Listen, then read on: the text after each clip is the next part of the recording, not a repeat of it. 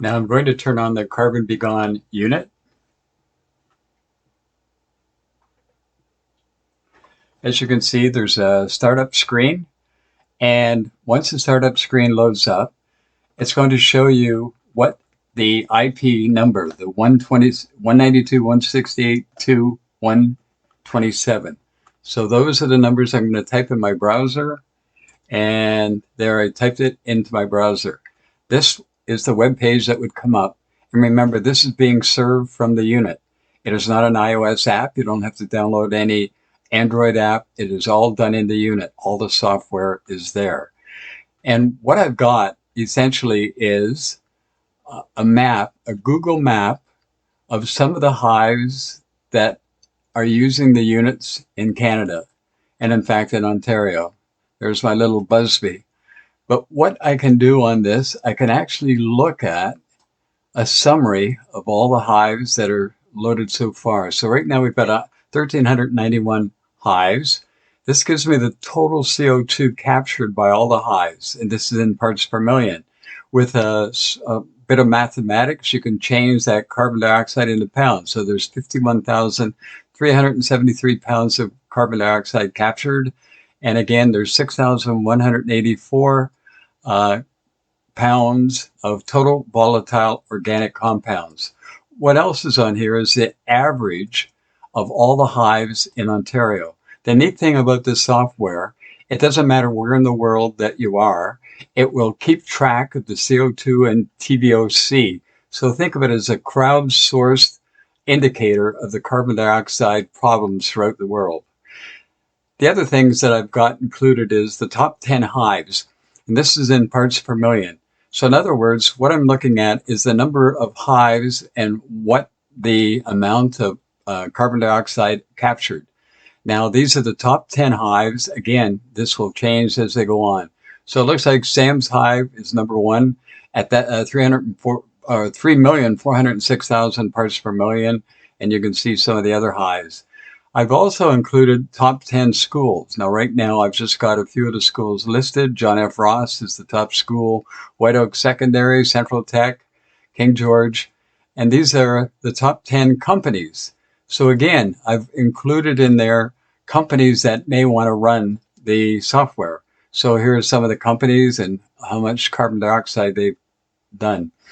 We've also included the homes. So again, depending on the individual, the number of carbon dioxide captured. Looks like Samantha's doing really well, Charlie McLean, and a few others.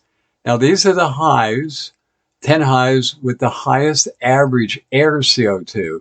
That's not good. So we're looking at areas that we can check on a map.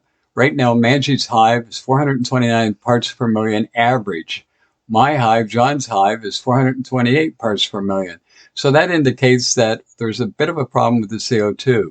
We go down here, and I've also included countries with the lowest parts per million.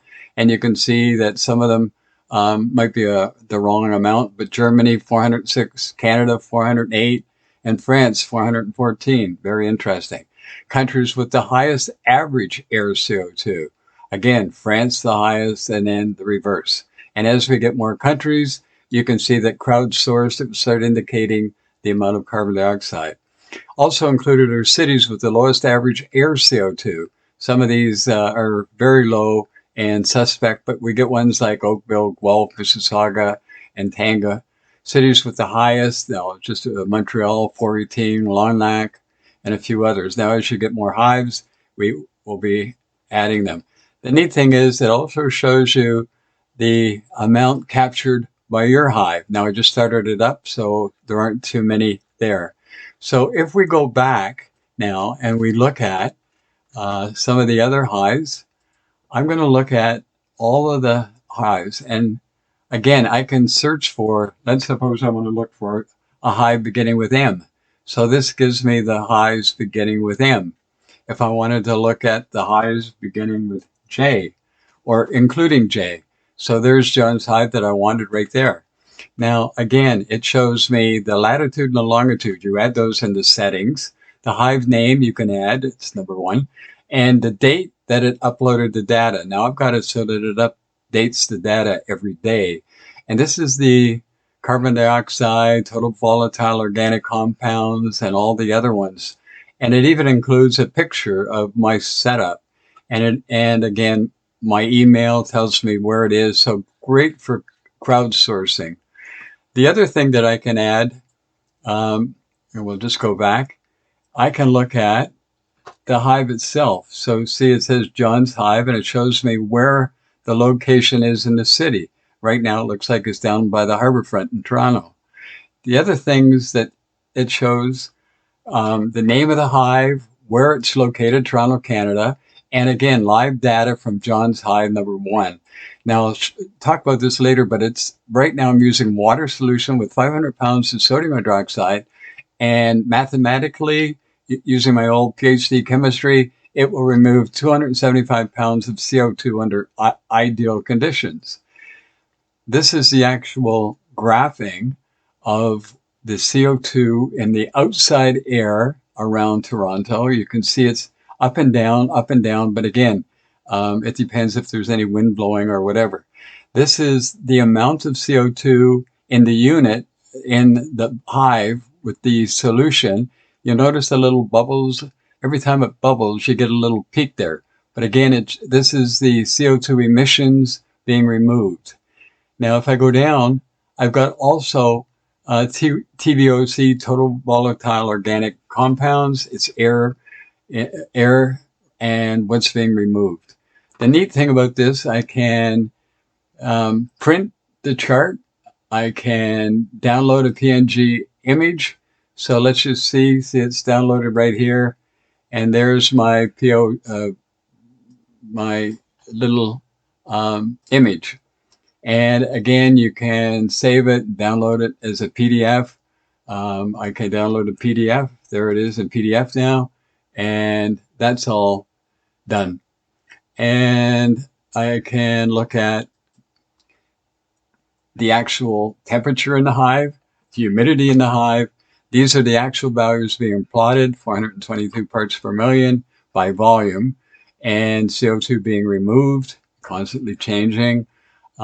Total volatile organic acids in the atmosphere and being removed. This is parts per billion. Total removed by my hive, 26,000 parts per million. Remember, I just started this up. And it tells me the voltage of the battery that's being powered by the solar panel that's charging it. So I can monitor the voltage. I can also turn the hive off or on. So right now I'm going to turn it off. It tells me device is off, but I want it left on. It runs with a solenoid, so I've turned it back on. The other things that I can do, I can start recording. So I'm going to start recording of the hive. And this is going to start recording all the data. Now, the neat thing about this is it's going to load it onto a little SD card in the unit. After a couple of seconds, I'm going to stop the recording. So it says BuzzFeed has stopped recording. And then what I'm going to do, I'm going to look at the SD card. Now, this is the one I just did. And I can download it. So I'm going to download it. And you can see it's in CSV format, which means that I can load it up. And there it is, all in everything there that you see is in the CVC file that you can load it up in Excel, and you can play with the data and everything else. So that's the SD card. Now I also have a utility in here, and in these utilities I can do an over-the-air update. Let's suppose that later on I send out a new update of the file. Things have been changed. You can automatically choose the file that I send you, update it, and it updates the unit automatically. I can reboot it. I can format the SD card. I can also delete your hive. I'm not going to, but let's suppose you want to delete it and start up a new one. I also have a Wi-Fi setup, and this is to hook up to the actual router, but that's already set up. And let's look at the setup. Now in the setup, you see that I can add the latitude and the longitude. I can tell whether it's a business or a school. I can give it a name. I can change the name to anything I want. I can change my password. This loads up the unit. I can change the name. Right now it's John's Hive number 1 in Canada, Toronto. I can put in my email. And this is, I want it every day. I want it to upload it. I can upload it immediately and it will change the time and that. So that's uploaded now. I can change this plot speed. Right now it's every 5 seconds, it will update a new value. And again, I can give it a title of the graphs. I can call it anything. Right now, these can be changed to anything you want, any units you want, the maximum and minimum, and all of these. This is my GMT offset, depending on where you are in the world. Right now, we're in Eastern time zone, so it's -4. This is the length of data. So I've got 60,000 data points. I can change it to graphing. I can change the on-screen opening delay. All these values here that you see, again, can be changed to anything you want, to start higher, start lower. This is interesting. What I've got is, I'll show you those in a minute, but I can add reference links. These you add yourself. I can add the titles of the reference links. I can even put on YouTube videos. I can put in their video titles. I can upload the image that I was showing you that's on the file. And finally, this is you can either use the real-time clock or you can use the time from your router, depending on which one you want. I can save it, but right now it's already done. So I'm going to go back here and I'm going to show you a couple other things that we set up. And one of the ones is calculations. In the calculations, there are different methods of calculating. Right now I've got it in pounds, but if I'm using water solution, I can use sodium hydroxide, say 500 pounds. I'm using this one right now. And based on our chemistry, if you use 500 pounds, working out the chemistry, theoretically, 500 pounds of sodium hydroxide in water at a certain molar concentration should remove 275 pounds. I can also change it. I can go to calcium hydroxide. Let's just change it to calcium hydroxide. So I'm going to put in 200 pounds of carbon dioxide, and there's what we add. You can also use lithium hydroxide. You can use solids on a screen or in a cylinder. You don't have to use it in solution. You can use it on a cylinder, and you can zeolite. That's the big one. The zeolite is a chemical that is really efficient at CO2 extraction. Or activated charcoal. You can put in the number of pounds. Now what I've done is I put in a multiplier because depending on what values you get, you can multiply it in order to get it in pounds. You can also do this foaming gel with zeolite. This is the one I really like. You put in the zeolite in this foaming gel that you make out of baking soda and sodium, and it makes this incredible foaming gel. I just put in the zeolite. Again, there are other methods. Let's suppose there's a new method come up. You can give it a name, how many pounds you have, and a multiplier.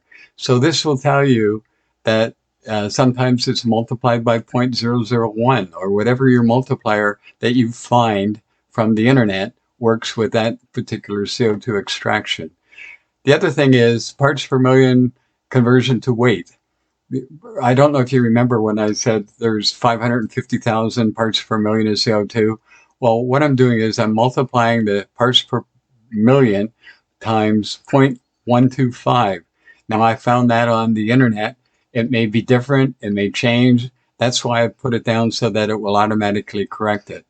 Now, the other thing that I've added is resources. The neat thing about resources, you can add whatever you want.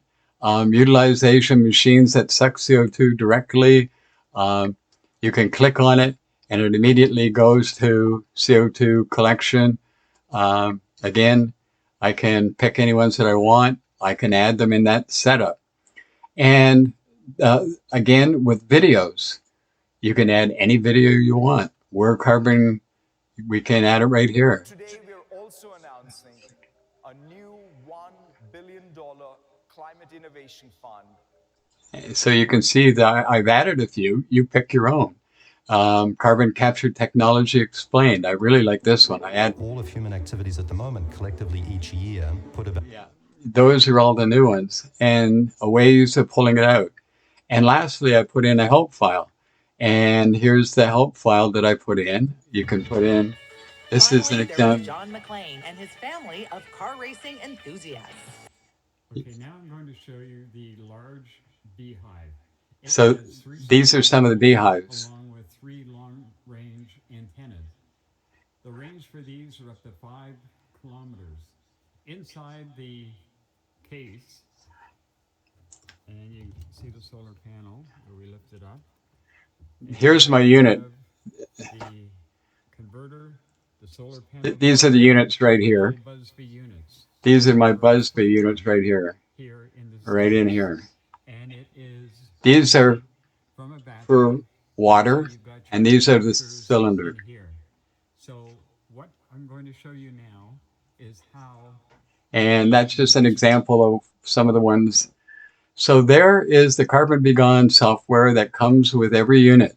Now, if you want to build your own unit, I will sell the software, all the software, as a separate unit. It will work on any ESP dev board that has at least 4 meg of memory. So that's the Carbon Be Gone software, and I thank you for looking at it.